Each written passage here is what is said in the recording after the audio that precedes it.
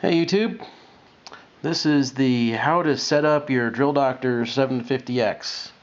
Alright, so the first thing that you're going to do is take a bit. So here's a bit. The edges are worn, the point is worn, and I'm going to put it in my chuck. All I really need to do is tighten this thing up so that the bit stays in there pretty much on its own, like that. That's good enough, but you can still slide it around. Okay, so on the chuck, there are these two white marks here and here. Those are for grinding points, so you can see where you're grinding.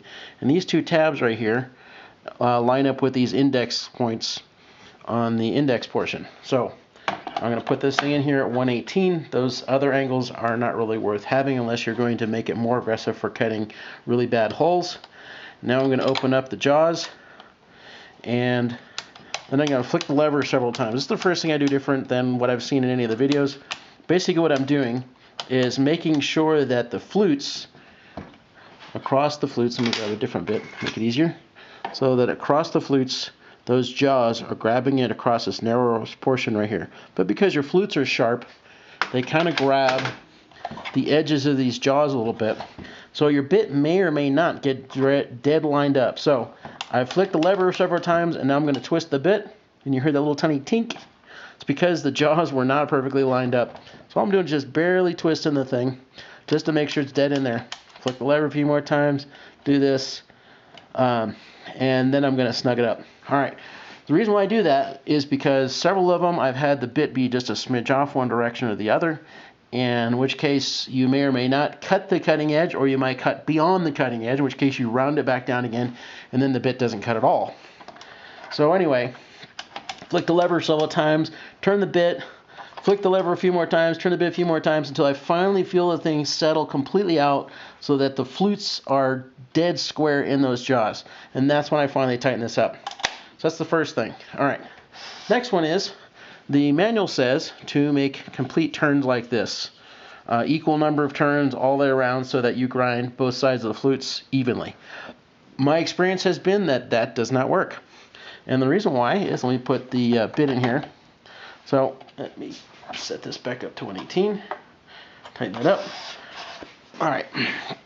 So I am at the lowest point on the cam.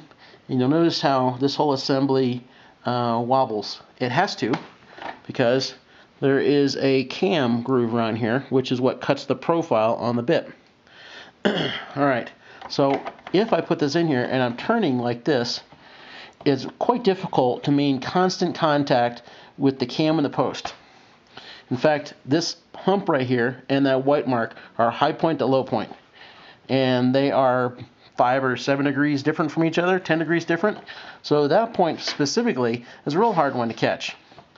And so I was finding that I was getting inconsistent grinds.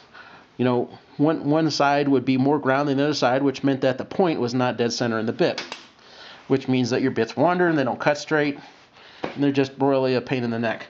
So my solution is, instead, start at the white point, turn 90 degrees up to the hump, go back, go back to the hump, go back, go to the hump, go back, go to the hump, go back. And the only thing I'm doing, I'm not really pressing down very much.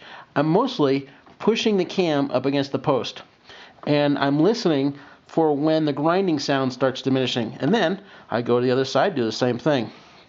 To the white point, to the hump, that 90-degree turn right there. Do that over and over again until I hear the grinding sound diminish. Then I go back over to the other side, do the same thing again. Whoops, I didn't have this snugged down. So let me reindex my bit.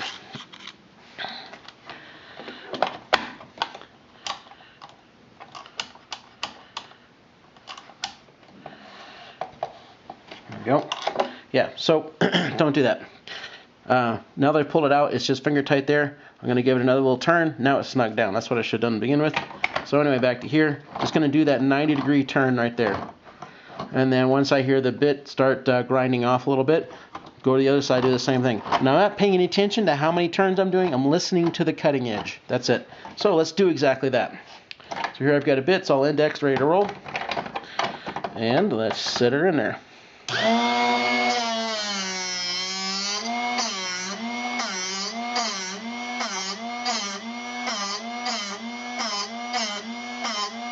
Okay, I can hear it starting to diminish its grind, so let's go to the other side. All I'm doing is keeping pressure with the cam and the post.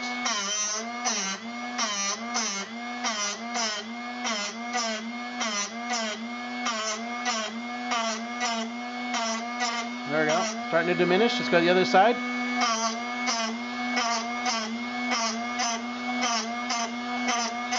Starting to diminish.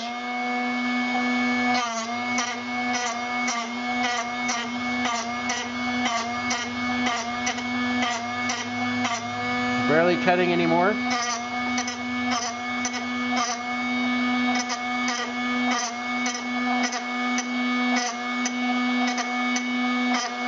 That's probably about done.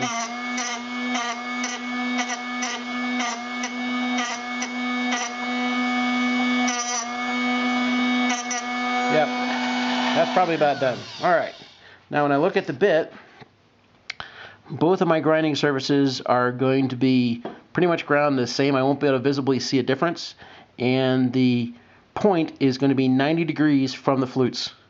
If you see that your point is at an angle towards the flutes or that way too, you have ground your bit wrong.